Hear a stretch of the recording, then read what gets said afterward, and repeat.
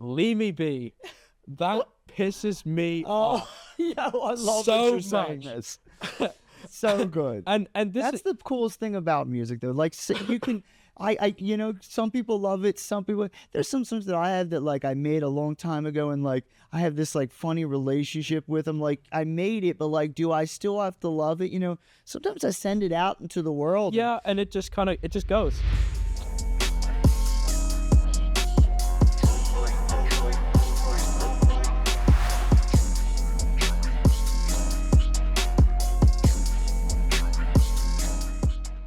You got it down to a T, man. No, thank you, Doug. Thanks for being here. I got Chris Granger in the house on the Respecting Perspectives podcast. And I'm so excited to have this young man here bursting out the seams, okay? I appreciate it. I really appreciate it. Tell the guests a little about yourself.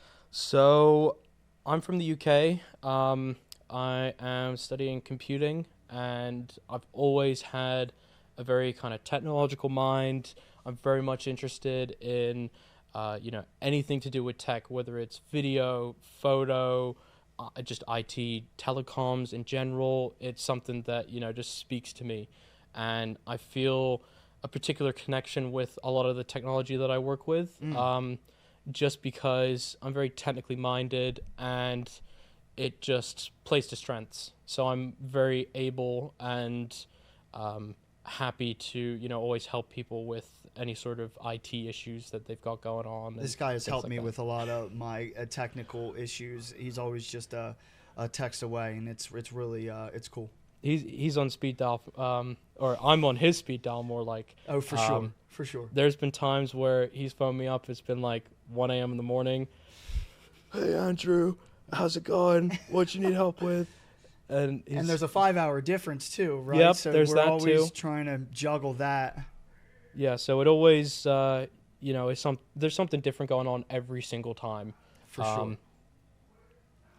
So I have a question for you. Tell me a little bit about, your background with Apple and how that's kind of shaped your future.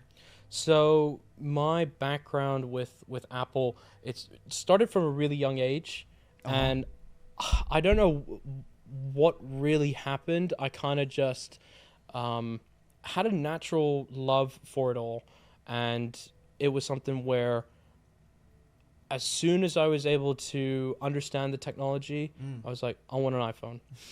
And I saw the potential, I guess you could say? I saw the potential, and it was just something where I really liked how put together it was. It was a good product, and it just spoke to me on a level that was, very deep down. And so from probably about five years old, I went from really enjoying, my Leapfrog, my OG Leapfrog for the people that would be knowing what that is. Shout out.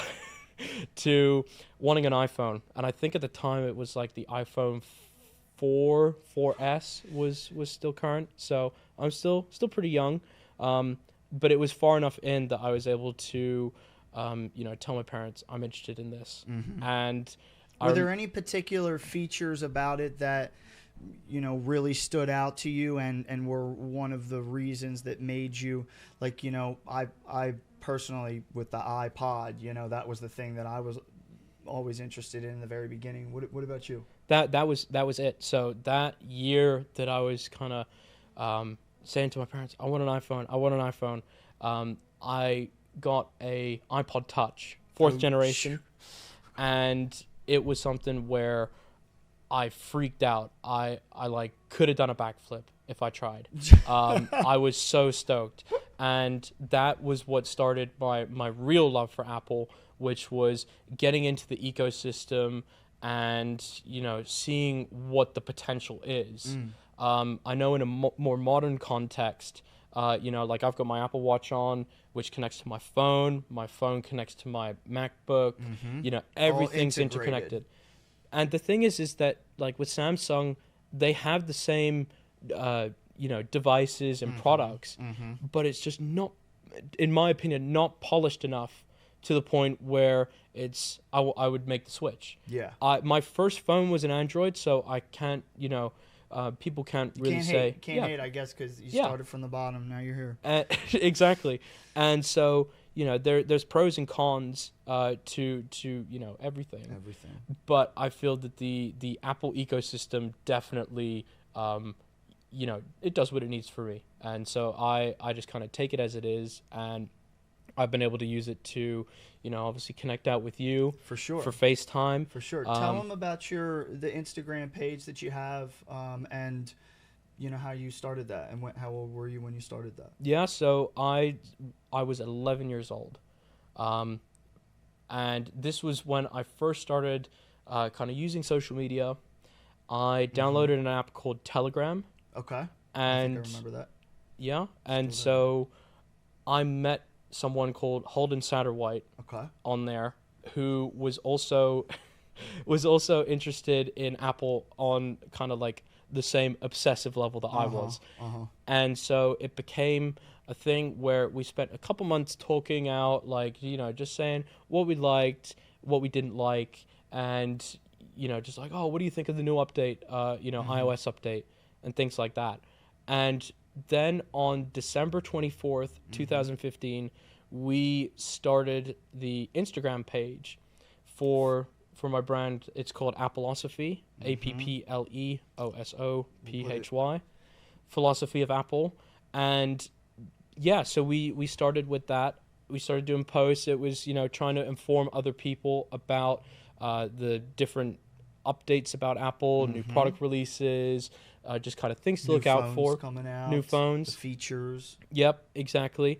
And we were able to build it up off the skin of our own back. We didn't really have much assistance from parents or anyone else. It was very much learning the hard way and just kind of going with the flow. There were a few times where we just had some screw ups, and we definitely needed to learn from those and just kind of keep on moving. That's life, man. Yep, That's life. exactly. And so we had those moments, and we've been able to grow it to the point where we've got a website now, which was started in 2018. Nice. And then love it. It's a really cool website.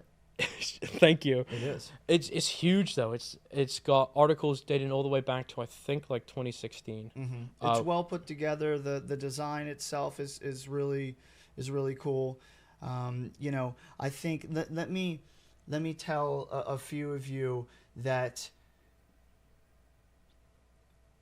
Chris and I really have developed a bond and a relationship that is even hard to describe, and we'll get a little into it. I want you to tell all my friends and family and everybody else who's watching this, the story of how you found me, and the story that is one of the things that has helped me achieve whatever level of happiness that exists, because the way in which we came together in such crazy settings and environments is one for the ages. Yeah, as I said just a little ways back, I'm from the UK.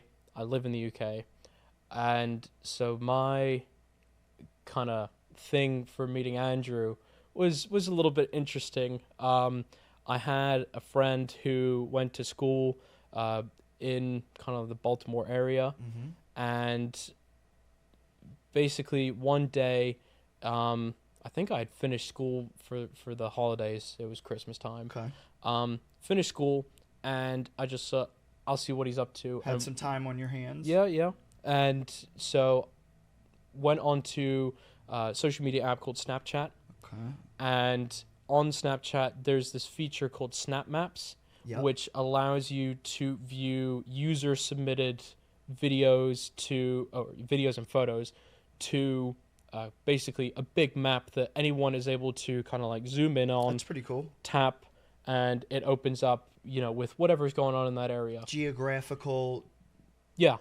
So I had his location, and I was just seeing what was going on in his little bubble around Baltimore, and I get this video, and I actually have it down here if I get my phone out. The video that you started the original with? video, yep. And I'll let you have a play of it. Oh, this is cool. And so if you, press the play button. Let's see. Yeah, that's the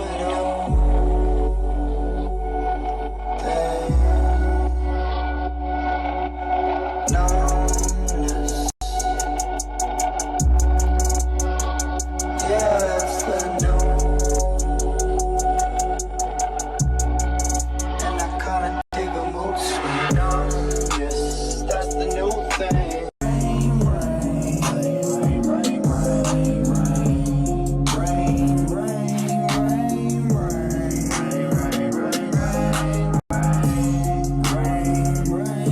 That unreleased heat that I'm so passionate about. Music that changed my life and somebody else's. Oh, dude, thanks for showing me that. That's really cool to see.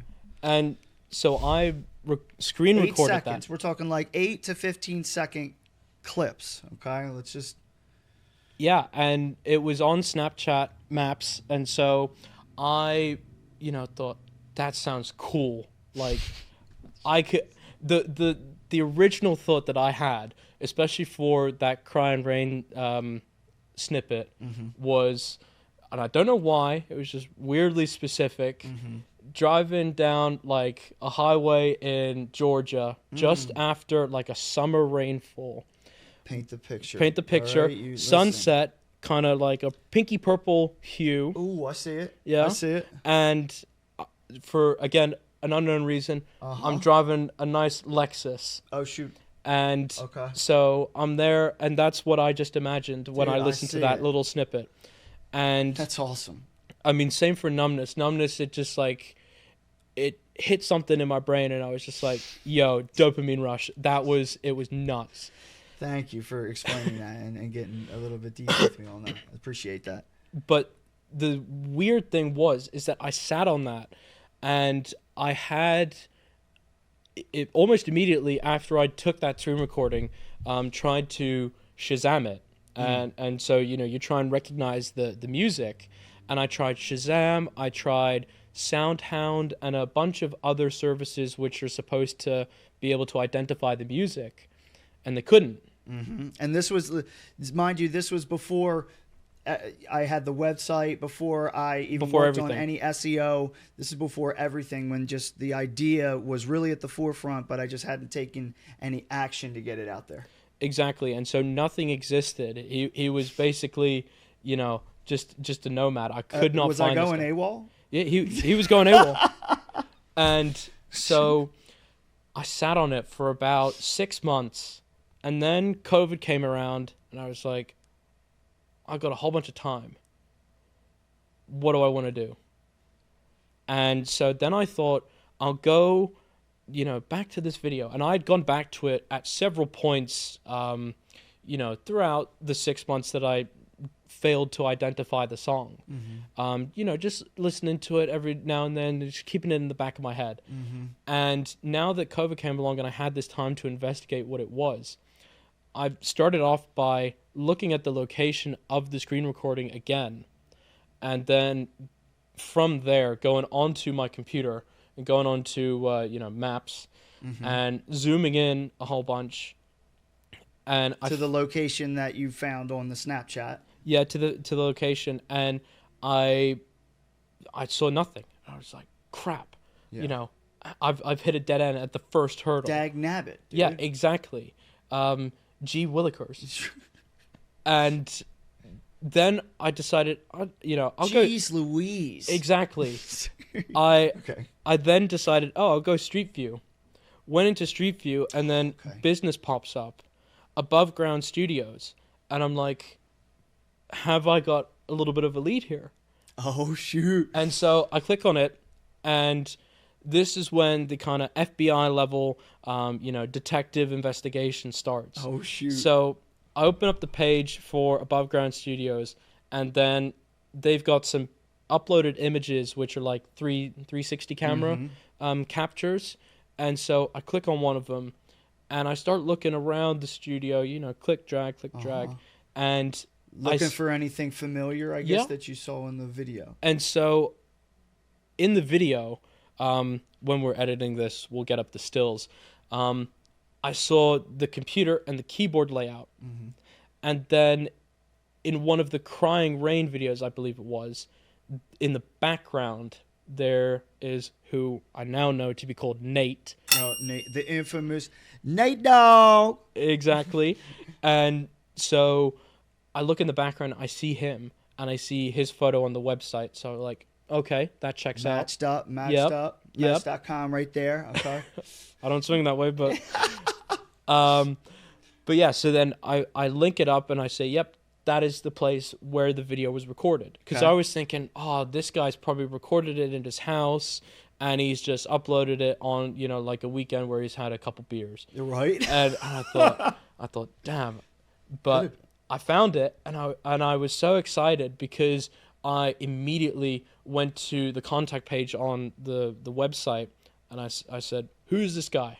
And I sent him the original video, and Nate comes back with, it's AWALL.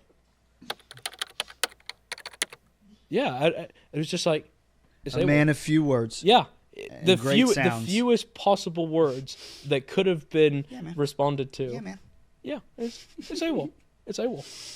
And so I thought, brilliant, great, thanks. At least he's pointed me in the right direction. There you go. And so then what I did was went through SoundCloud, I started with Apple Music, couldn't find anything. Started with Spotify. Not established yet, not distributing yet. Again, nothing there. SoundCloud, I then click on to, the search results for AWALL, and it returns something crazy like 500. And I spent ages, going through, seeing if they had published any music. A lot of them were, profiles where there weren't even profile pictures or anything like that. So it was really kind of just trial and error, just keep going until I hit something. Right. And there were a few where was there anything in particular that you were looking for? No, not really. I was sort of just, I had the context that you were in Baltimore, so that was probably the main bit of evidence that I had. I had your face, but I couldn't see, in the search results any profile photos that had, your little face on. Sense. And so I eventually get to one where it's AWALL artist, and it's in Baltimore. It's tagged up, and so I thought, fingers crossed. Click on it, and I play some of the old tracks from AWALL. What were they again? What was it? Believe Me and Believe Me. PPVs. Believe Me. PPVs by Murillo and Pictures, AWALL. Poems, Visions, produced by Murillo, and that is under Gravitas Recordings. Yep. I'm proud of that one. And so that was the first one that I remember listening to, and I was like, I hear him come in, and I'm like, yep, that's him. That's the guy. That's our guy. Got him. And I see on the SoundCloud page that he's also linked his Facebook page. And so I click on that just to, see what's out there. And I see that his phone number, a little bit of information security. You probably shouldn't do that nowadays. I think we probably talked about this Although before. You could do it with the RP hotline, which we'll tag down. Oh, shoot. Oh, nice. And yeah, the phone number was his personal phone number. So what I did then was, hey, just prank me. Hey, you want to just prank me? yeah, exactly. Basically, just saying that. Yeah, I'll have 10 large pizzas, please, pepperoni and cheese. Right. And yeah, so I sent him a text message, and I sort of said, "Yo, I screen recorded your videos from Snapchat. Can I have a listen?" Dude, I remember getting that message, and I was at work, and I'm like reading this, and it felt like one of those email scams, that like you like this is almost like too cool to even like happen, you know, like, and he gave me the details. Like, he tried to give me the details in text as much as possible. And I remember the first thing I thought, I'm like, we need to get a call in. Like, I was like, I need to talk to you. I need to actually make sure you're not like a robot or something. And he was like, yeah, sure thing. So he calls, or I call. I'm not sure how that worked, but I get on the phone with him, and he's a human, and he starts talking normal, and I'm like, Last time I checked, I am. yeah, right, yeah, right, check, and it was cool because I'm like, okay, you know, I started to dig a little bit and ask you questions and try and really just figure out, you know, what this was and, you know, how it played in the bigger picture of my music, you know. And when I started to read the text and try and decipher like what this kid went through, you know, to try and find me for whatever he was, maybe he was going through something at the time, and it helped him, you know. Is there any specific thing that the songs did for you? Like, was there a feeling that you felt? Did that song help provide a specific feeling?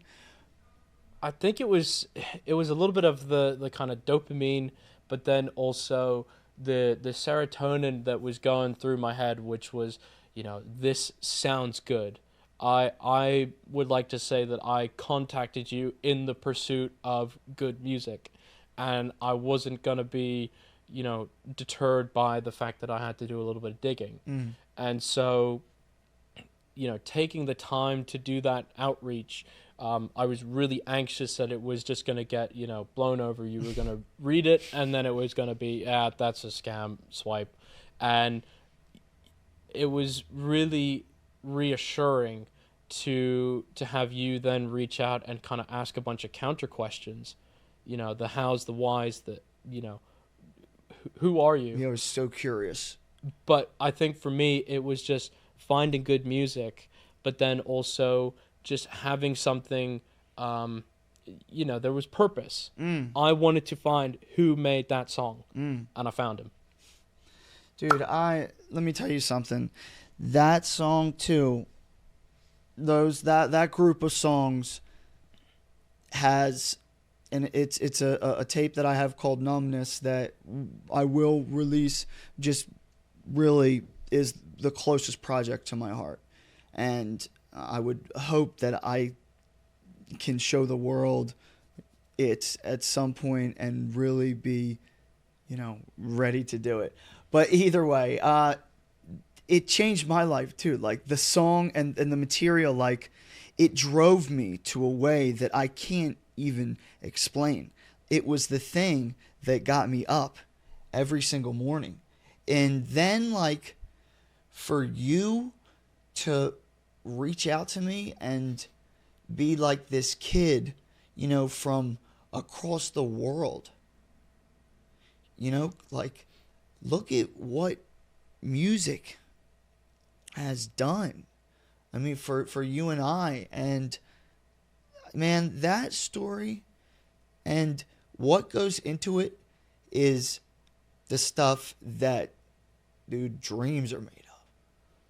I like to think that it was a massive turning point. You know, now, like speaking right here, right now, there was a point where, you know, you kind of sussed out who I was, and, you know, I told you that I did, you know, little social media bits and websites and things like that, the kind of nerdy tech stuff.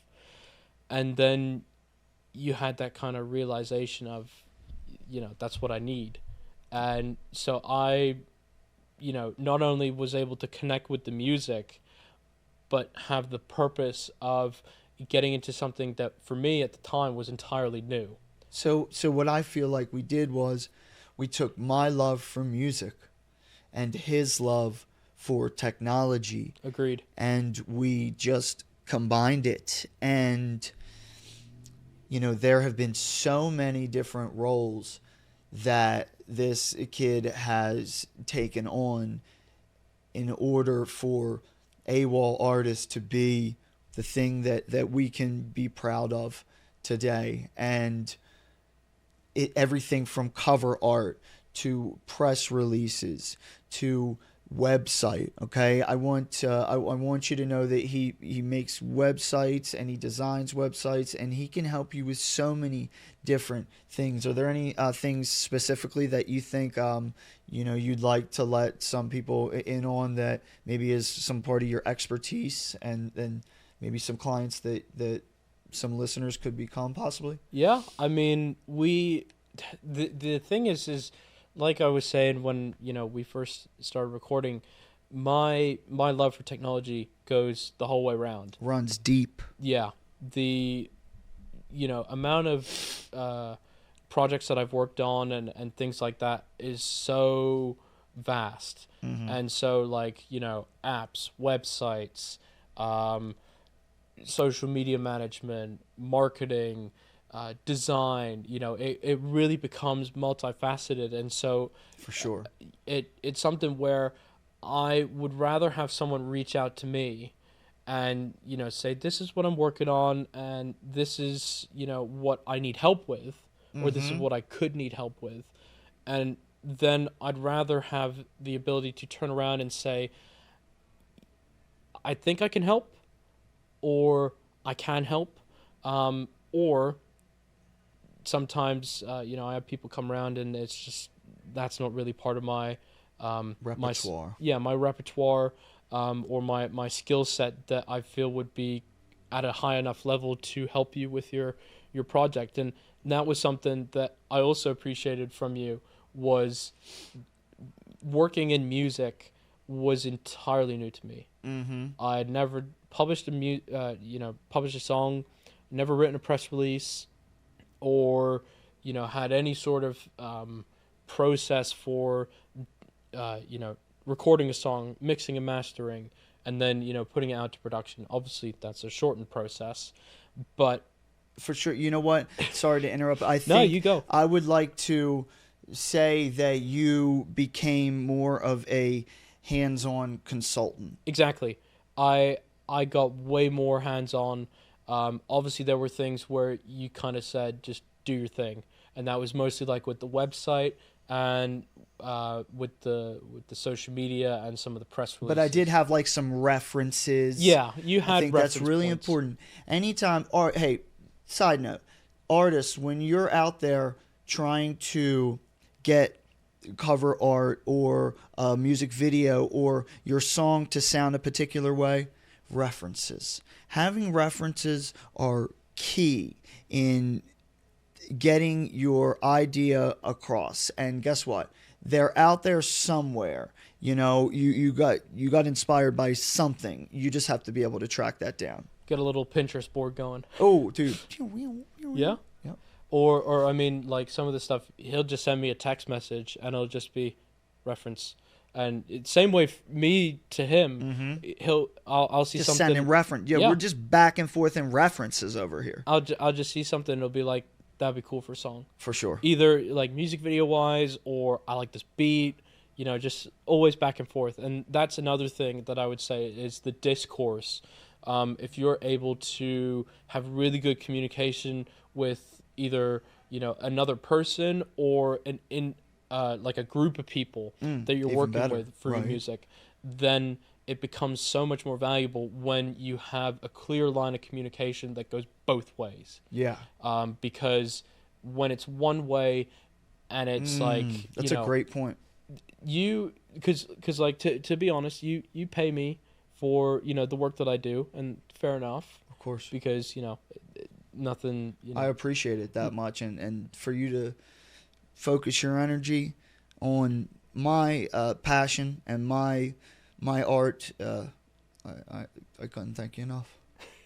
I appreciate it, and it's just something where, even though he's paying me, I'll do him a service. I will, like I was saying earlier, I'll be awake, ready to take your call at 2 a.m. in the morning, because that's how much it means to me. And that's not to say that I do it for everyone, because I most certainly don't. There are Yeah, some people that'll I phone believe me, that. even at like during business Oh, hours. right, It's 2 o'clock oh, during the day, and you're yeah, still it's like, oh, put the phone down. I don't want to talk to you.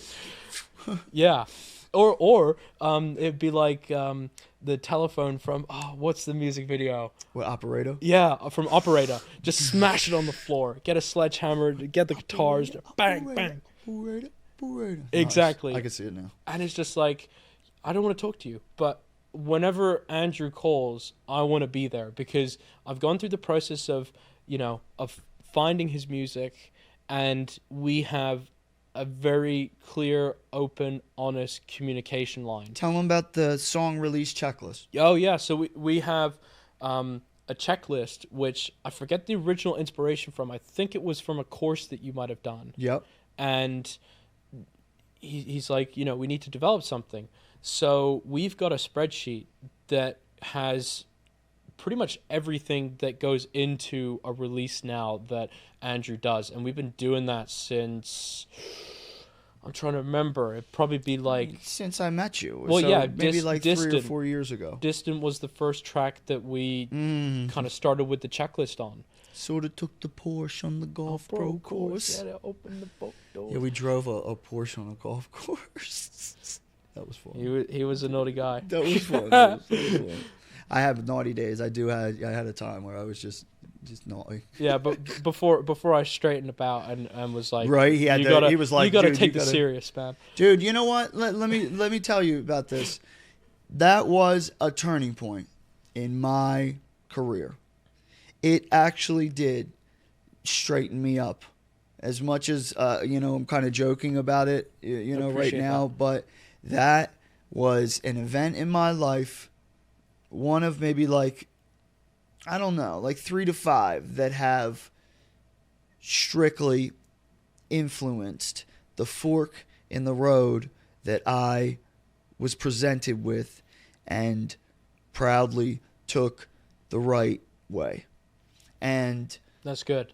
And dude, you really helped me get my ideas out. Man, like that's something that it's really hard to understand. I guess if you're not someone who's, I guess creative, you could say, because, you have some output. And as you do that, you try and learn from it, Yeah. I think I've said before, my songs are just messages to not even just me, but like you and people that are close to me that I really want to truly inspire on an individual level. I think that's really important is the conversation that you have. And I'll talk about the summit that I was just at, the mastermind down in Florida with Kasky and Anonymous. And, it was an amazing experience. It was beyond what I expected.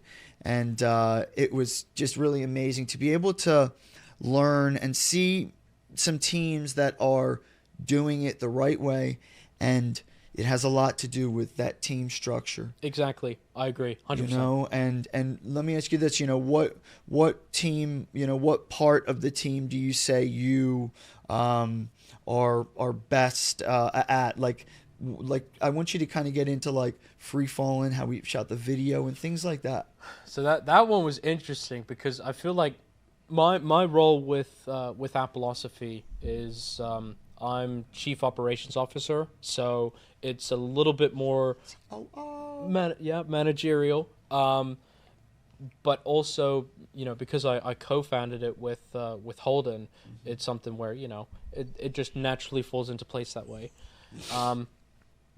But with Free Fallin', that was a complete pivot for me because I became a little bit of, it's going to sound cliche, but a little bit of everything. And Free Fallin' is a track that I released maybe like 3 years ago that he was really inspired by, and we wanted to turn this idea that I had into something larger. And with the, we filmed this whole thing. Yeah, we shot it pretty much in, what was it? It was a day. And we shot it all on iPhone. So that goes back to, my tech side. All on iPhone. We had a tripod and a gimbal. But the fun way that, Andrew and I describe it is two guys, a Goodwill chair, and a rental car. Dude, let me tell you something. Figuring out that it was that possible and that, I'm not even going to say easy, but like doable. You Yeah. know, with a little bit of preparation, you know, you do have to be the director. When you're making a music video, you have to be a director. Exactly. And whether you're directing yourself or you're directing others, it really comes down to what type of direction are you going to be able to give. And that was what was interesting for me, was that it became not just a managerial thing. Obviously, I did all sorts of like planning documents. I said, these are the props we're going to need. These are the potential locations, The timings. charts, you had charts. Yep, I had charts, and it was all kind of things that we... Pie graphs. You had like a pie graph of like the time of day where the sun will be, and like is this going to be optimal to where the camera will also be. I'm like, dude, this is baller. And the funny thing for me was that it was my first time doing it, and I just thought, I'm just gonna go absolutely ham on this, because there's no point kind of half-assing it, and then there's also no point in rejecting it. Dude, really you went wanted, the whole pig on it. exactly, not just ham. The whole. I'm telling you. I wanted to really kind of just push myself, but also, you know, try some new things. With Andrew, and luckily, you know, you're very much a guy who, if I come to and I'm open and I'm honest, and I say, you know, this isn't really my thing, or I've never done this before, you'll say, do it anyways, and that's one thing that I feel was really prevalent on this project for Free Fallen, was just... Wait, okay, so like do it anyways though, like in a way. Well, I feel I'm not too like I'm not being a DICK, am I? No, yeah. No, but yeah. It's more of a like you're pushing the boat out for me. You're saying, oh, I like the way you put that. I have the trust in you that you will do something. If it's good, good. If it's bad, yeah, try it. And this is the thing, is that like with the amount of investment that you've put into your music, it makes equal sense to start putting you know, the finance and the budgeting towards the other parts that people consume, because people want the videos, people want, you know, to have things advertised to them, you know, things that are nice, not necessarily, you know, some like cheap Chinese crap. Yeah, right. But you get the picture. Some where some offline, online, you know. Yeah. Hot singles in your area. Oh shit, right. But yeah, it's to the point where he was just saying, I've got faith in you to do something, and so it was, you know, just a case of I put the plans together. Andrew tried really, really hard on trying to stick to the you know, the timings, and we worked out a whole bunch of things just to make sure that we were able to you know, make it happen. What, like a run a show type thing, right? Where Exactly. it's just like a whole... I'm sure there's a complicated term for it, for a music video as well. Yeah. But other than a show, but it's like the rundown of all the things that are going to happen. And I think one of the most important things to that is times. Yeah. And making sure that you try and stick to those times. Like, you know what? Let me just shout out real quick, because, you know, we're a few episodes in, and man, we came in here and got this to a point to where it's natural now, and it feels good to be able to really have a grasp on a vision, and like really, you know, being able to like adjust it in ways that feel like it's being enhanced. Yeah. It's sorry dynamic. I took that in the left field. You do your thing. I mean, this is your show, so it's like I would I'll consider back it off. our show, actually, like for this one at least. All right. I appreciate that. But yeah, I mean, it was just where we did it, and we filmed a lot of the scenes like non-chronologically. We, you know, started off with the beginning of the song, and then we went to the end of the song, and then the middle of the song, and it was all basically working around the daylight that we had. Yeah, for sure. Because it was filmed outside, and so, you know, we tried really hard. And do you have any tips or tricks that you think would work well when a new artist is trying to film a video with a iPhone? I just cut you off there. I'm sorry. No. What I would say, like, tips would be film everything, I would say, like, a minimum of 3 times. And I'm not talking about just, like, a specific... well, in the context of Freefall, we filmed, the entire song 3 times. So then we had different angles, different reference points to go off of. And so if that's your kind of methodology for filming your video, then record it 3 times. If you're just doing a specific scene where it's more kind of like acting than it is working out the music side to it, then I would still say, do it more than once. Yeah. Sometimes, budget restrictions mean that you can't do it more often, but at least get like 2 takes. And if that means that you have to have 2 cameras set up, that's kind of the thing that you should do, just to be able to get those angles. But I would also say what I learned from that project, because that was my first music video. I hadn't, done any sort of major videography. I remember going into that, kind of thinking about that and how I could kind of guide you in a way that was you were able to, get your ideas to freefall. And I like what you did there. And yeah, it was just kind of like we got everything into place. It went really smooth for what it was. And then I got home later that day and I just started editing. And I think the turnaround... Edit monster, dude. Yeah, the turnaround for that was like a day and a half. And that wasn't imposed by you. That was me being so motivated. I just want to do it. I just want to do it. That's cool, dude. I was like a jackrabbit. I was literally it's a good feeling to want to really just like get that thing completed so you could send it out there. And I'm still really proud of it. Like I said, it's my first music video. Me too. And so it was just something where I could say like, look, Mom, I did that. Mama, he made it. I did that. Right? Oh man. Okay, so let's talk a little bit about accountability. Yeah. Okay, and the fact that you're always continuously learning and how developing. to, be accountable. I think. Well, I mean, you can probably speak your mind on this. There's been times where like. Going back to the original story of where I, met Andrew AWALL Cornwall, where it was more of a, I'm a huge fan of your music, but I don't think at any point there was ever a point where I was like, yeah, I'm a kiss ass. Yeah, gotcha. There's certain songs. There. You know what? At first, I was just trying to get a feel for.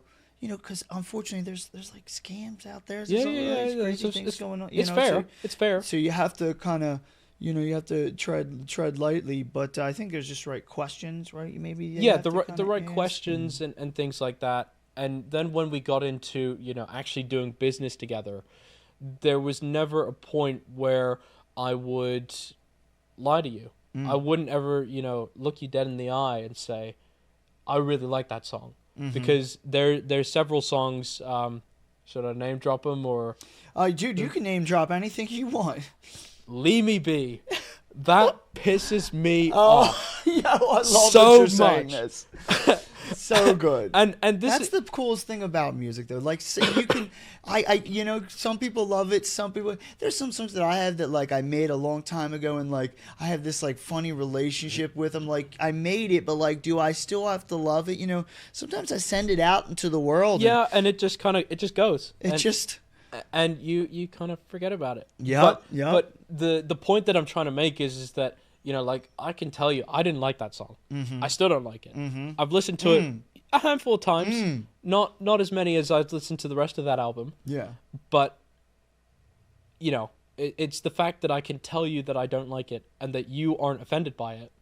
Man, I have to work on not taking things personally. You know what? Let's take a commercial for this is a commercial for not taking things personally.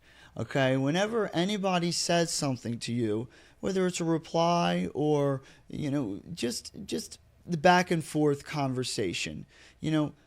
Don't take it personal. Agree. 100%. Okay?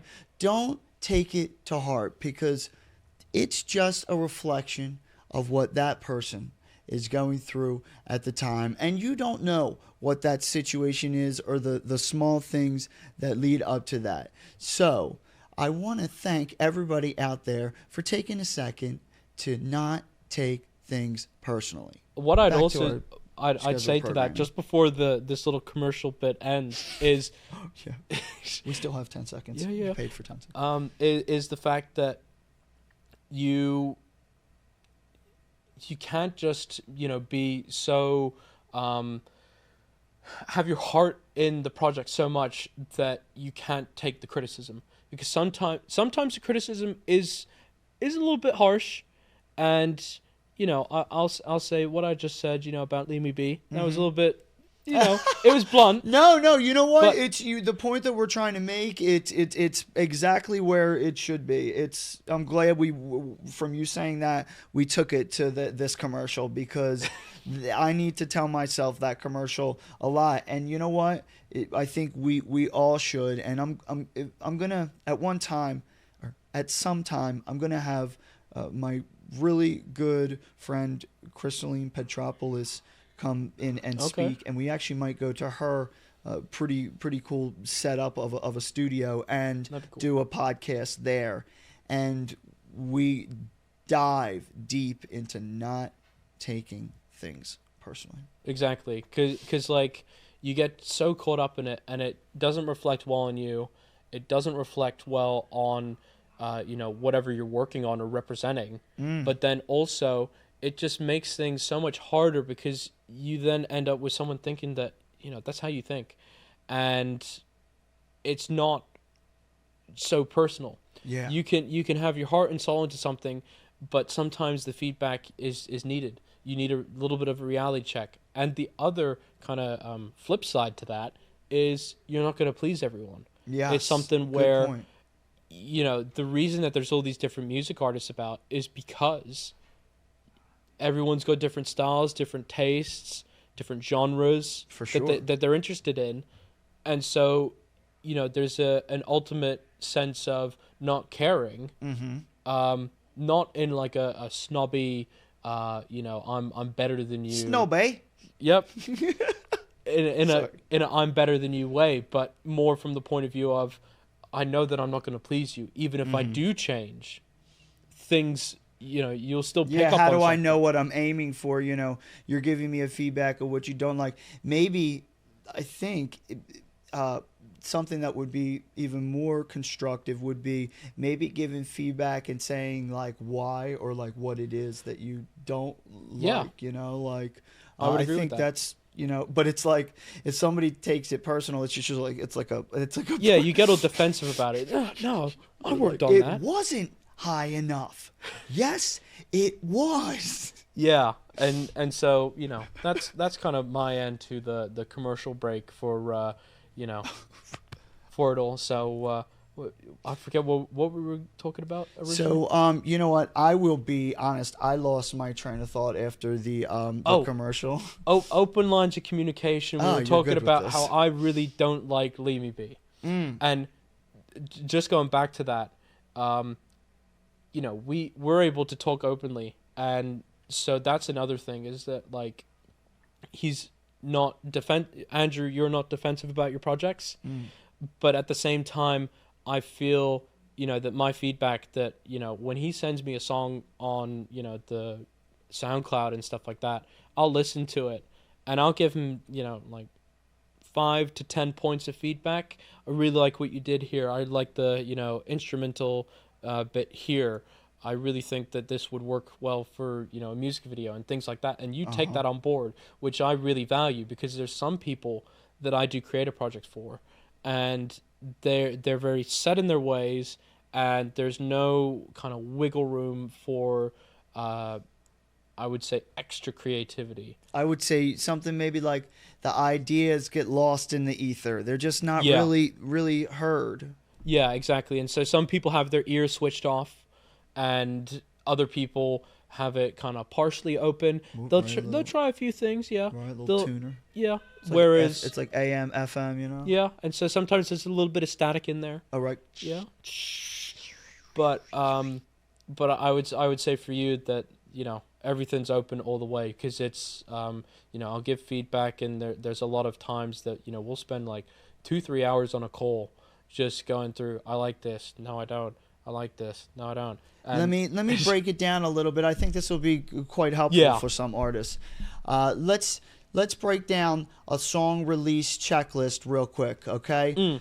You know, first thing is the song, okay? You want a mastered version of the song. You want MP3 and WAV. And, you know, this isn't exact, but this is just a little bit of a blueprint or a guide, if I will, okay? Yeah. And we have this in Google Drive, and it's just a Google Sheet. You know, it's like an Excel spreadsheet that your mom and stuff and like people used to. Yeah, with little tick boxes. Yep, make back in the day. Okay, well, you know what? Learn how to use one, because you can put a lot of information in a small sector and it can be individualized, okay? And you're going to have all of your songs on the left-hand side, and on the top, there's going to be checks throughout the whole thing, okay? There's going to be yeses, there's going to be nos, there's going to be NAs, don't applies, okay? And then there might be some other things that are in between there.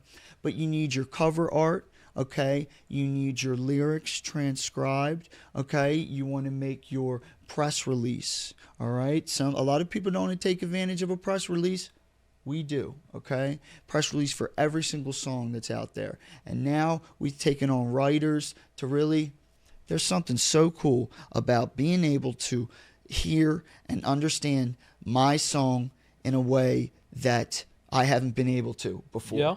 And when, you know, you've done that for me and taken the time to learn how to write a proper press release and what's included and all the SEO stuff that's included in that really helps your website get seen by the people it should.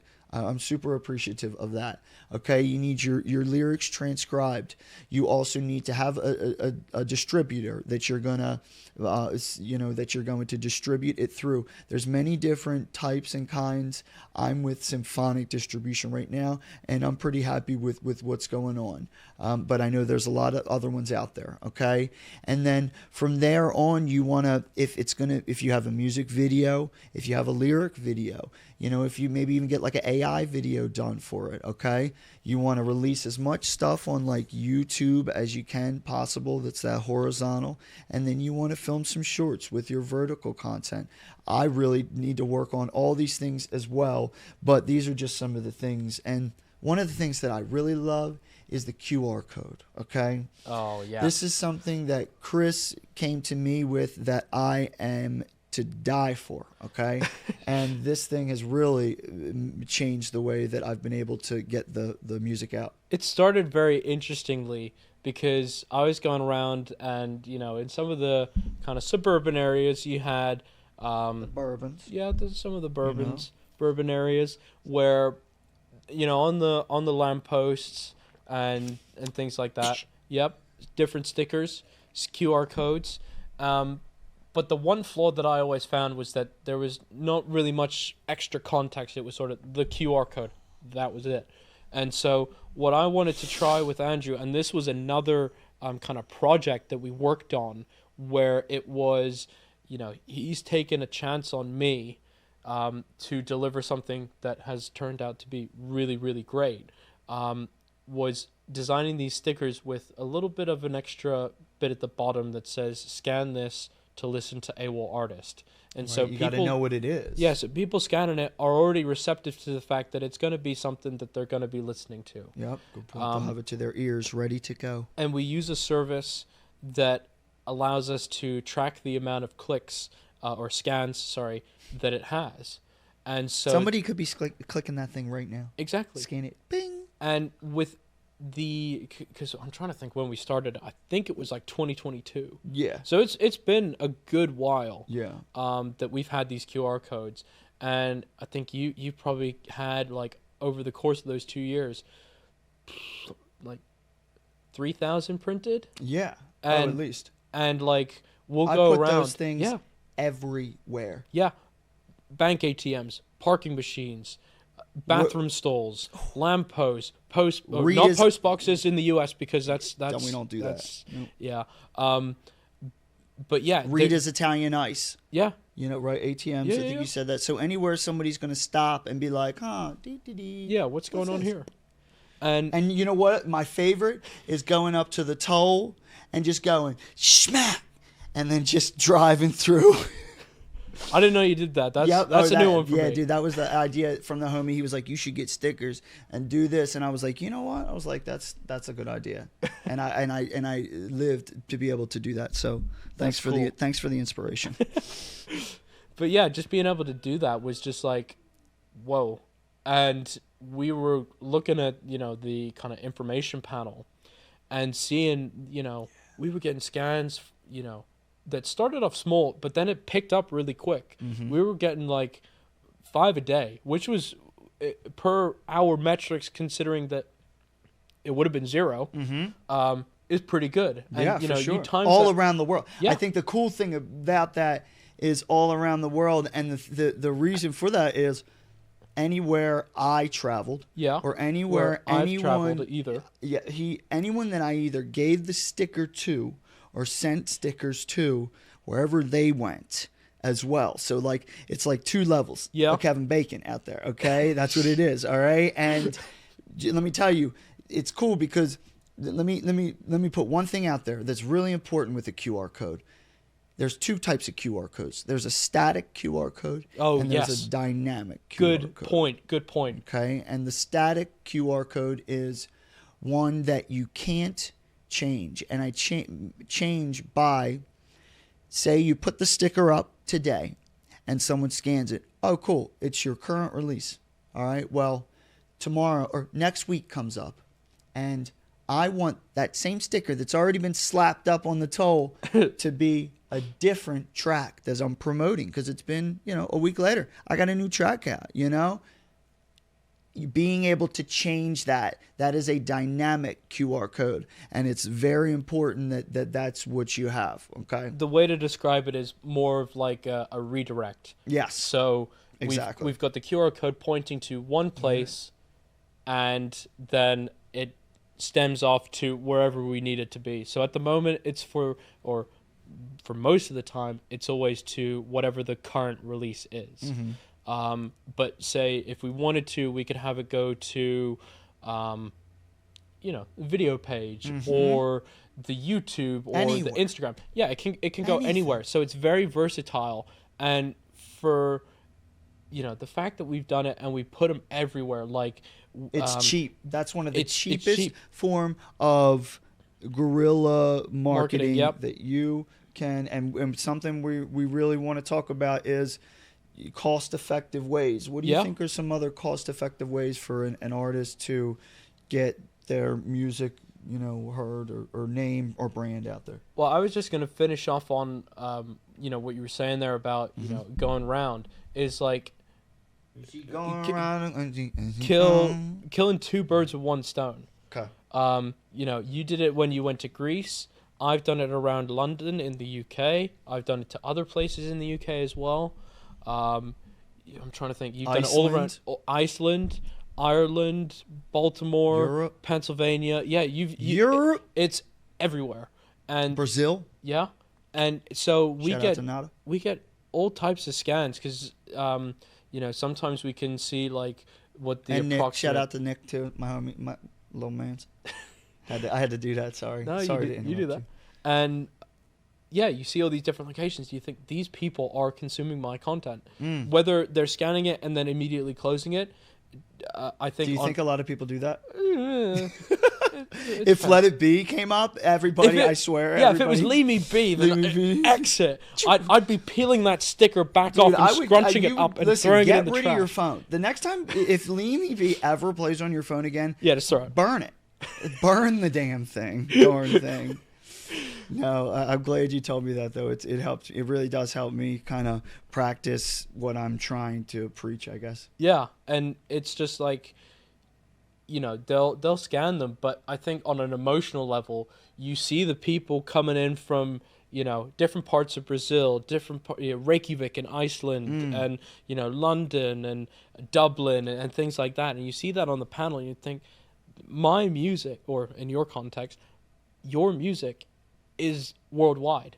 Man. I found you when I was sitting in my bedroom in the UK, and the fact that then your music is going out to people that can basically listen to it anywhere, bar maybe like North Korea, is really cool, because you end up with such an international audience that doesn't necessarily speak the same language, but they all speak the language of music. Dude, let me tell you something.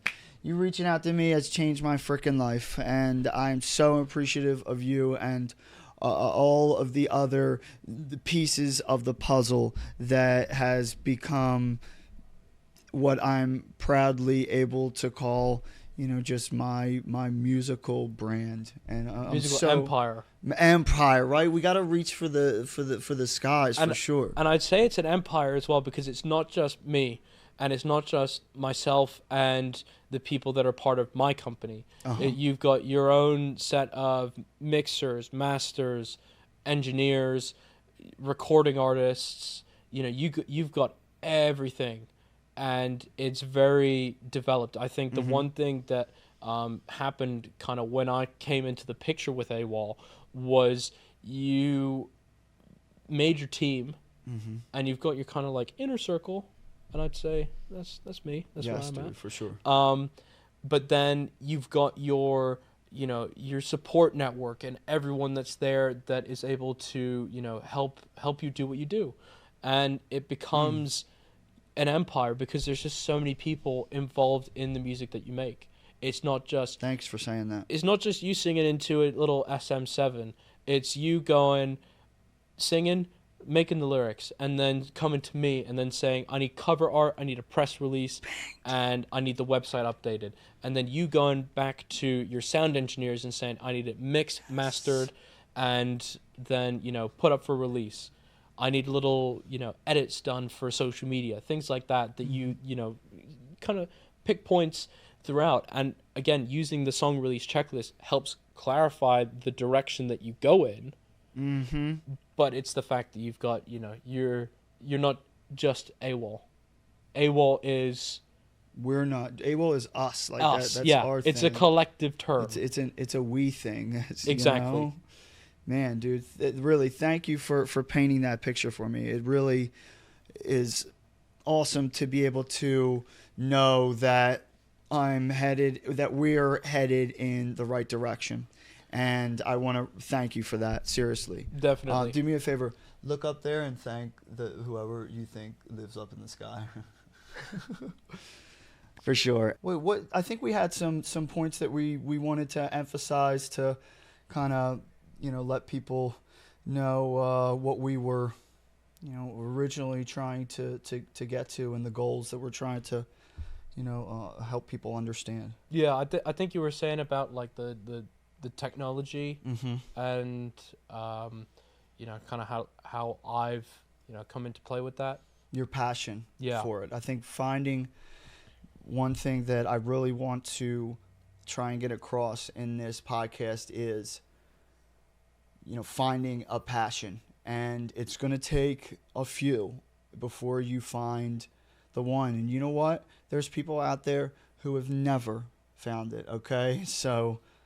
Be grateful for the fact that you still have an opportunity to. Yeah, you got Brenda, who's, working 50 years at the same grocery store packing bags. Did he just pull Brenda? Oh, my God. I just pulled the Brenda card. You did pull that Brenda card. I mean, hey, dude, you're right, though.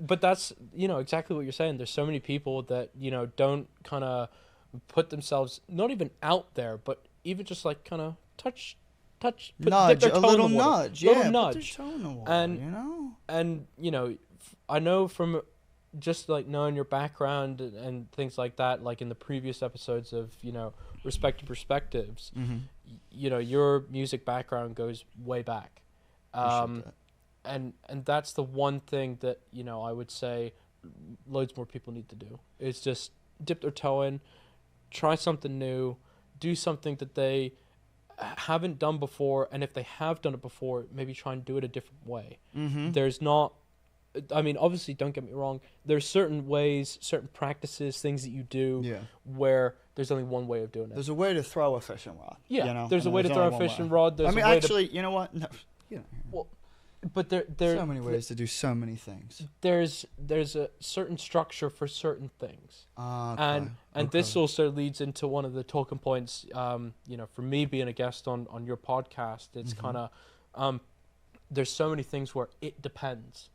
And that was one thing that I think I was really good at, not to kind of toot my own horn. To get a little sound effect in there.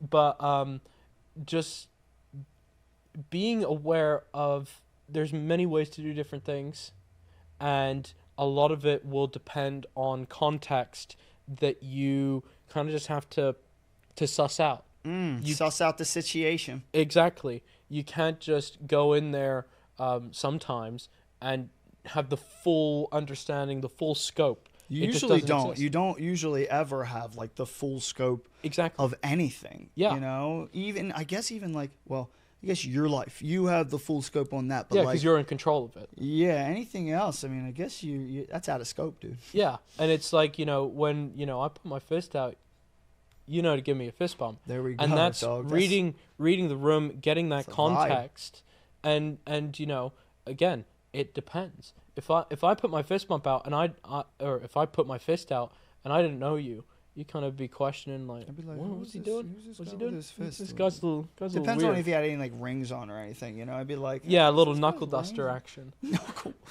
But yeah, I mean, it just goes to, you know, it depends. I like There's that so way of many thought. things that you've done where the context has probably been the most important thing, because without the context, it's just monotone. Mm-hmm. But you've been able to use the different contexts. You know, one more recent example was when I was doing some late shifts with, you know, my regular day job, and it was something where I wasn't really giving my 100% to you and your music, and you know, you were able to, well, one, kind of call me out for it, which, you know, fair play, but then two, having the context after the fact, because we called and we said, or I said to you, hey, I'm working some really late shifts.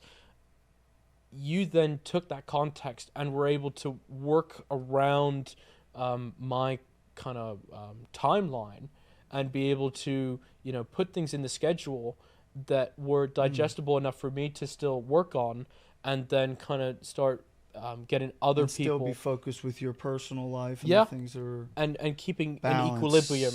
All about balance, yo. Yeah, equilibrium. Yeah, Equilibrium. I like that word. Yeah, that's pretty cool. And yeah, so you were able to do that with the additional context that, you know, there's certain things that, you know, need to be accounted for. Obviously, notwithstanding, another word that I like, there's certain situations where you just can't plan for it. Something happens and it just clicks. You need to, you know, get up and go to the hospital for something that's happened, or you know, you forgot that you had an appointment or things like that, and Right. you just need to kind of Something pivot. kind of You do a 180, and that's something that I think, again, you know, we're quite good at. We're very dynamic and able to adapt to different situations. dude. Listen, man. This conversation has been freaking amazing, and like getting to hear some of the talking points behind, you know, some of the ways, Yeah, getting it out there. dude, and it really ties true to, you know, you just said it, like putting yourself out there, you know, and sometimes when you're putting yourself out there, it's kind of vulnerable, you know what I mean? Like, Yeah. you're kind of putting your emotions and your feelings, you know, on a track, but I think what it comes down to is being able to detach your emotions from the song itself, so that way you can connect in a way that can be felt by everyone. Yeah. Who goes through emotions. It's like with the think it's press all of us. releases. Like, we try and, or I try and say, certain emotions that someone might feel when they're listening to a particular track. But it all depends on what someone else takes from it. I can give little, tidbits of, oh, this song's a little bit more, melancholy and sad and solemn and stuff like that, or this one's really upbeat and it's kind of like, hype, things like that. But again, going back to context, someone else may listen to it and think, I'm in a tough situation. This song is my motivation. And there's been times where I've listened to your music, and it's got me not, solely through, because, there's other factors and things like that. But I would say having the music is one part of the process. Right. And, especially like the relationship that, we've got with your music is very, very unique.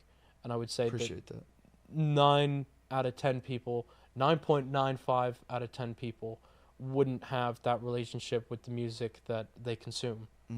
Wouldn't be able to understand or I guess get to a particular type of exactly level. Yeah.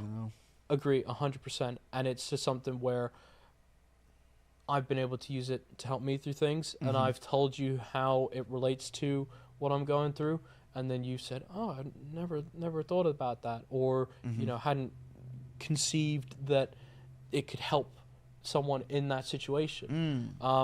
Damn, shout out to the podcast being able to help somebody through something, man. And music is the medicine. Music is the medicine.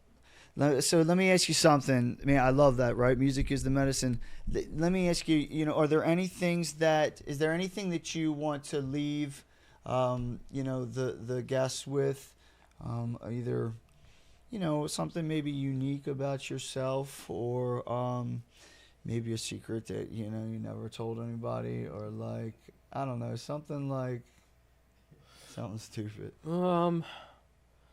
It's not really like if you had a superpower, if you had any superpower.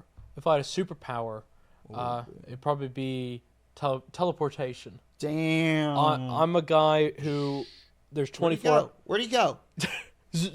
I'm everywhere, and Nice. That's what some of the people that know me, even like, back in the UK, they'll say, you're such a busy guy, and there's 24 hours in a day, and I use 23 of them. Like, Nice. I will do everything in my power to make sure that I'm getting as much done, I'm as productive as possible, and that there's, kind of just extra bits that I can do to either make my life easier in the future. So, doing little setups for, tomorrow's work, or I'm doing work that is able to help other people. And I'm very much an advocate for, doing one kind thing a day, and making sure that, Love that. you're giving back. Sometimes, shout out to kindness. You know what I mean?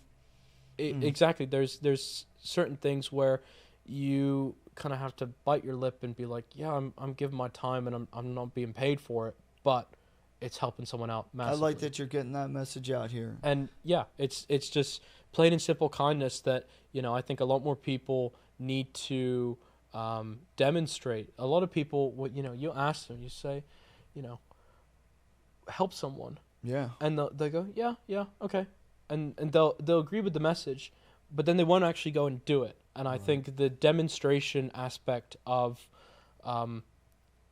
acting on kindness is something that needs to be a lot more prevalent in today. So making sure that you're going out and you're doing your good deed. It doesn't have to be anything large. A really cliche one is opening the door for someone. And even like when you and I went out for breakfast this morning, you opened the door for the lady in the wheelchair. Oh shoot! Thanks, man. And it's just little things like that people pick up on as it builds your character. You're a kind guy at heart already, but then to demonstrate that, you go out and you hold the door open. Damn, son. And not through like a pity or anything like that. You're just doing it out of, it's just part of my mindset, just to open the door.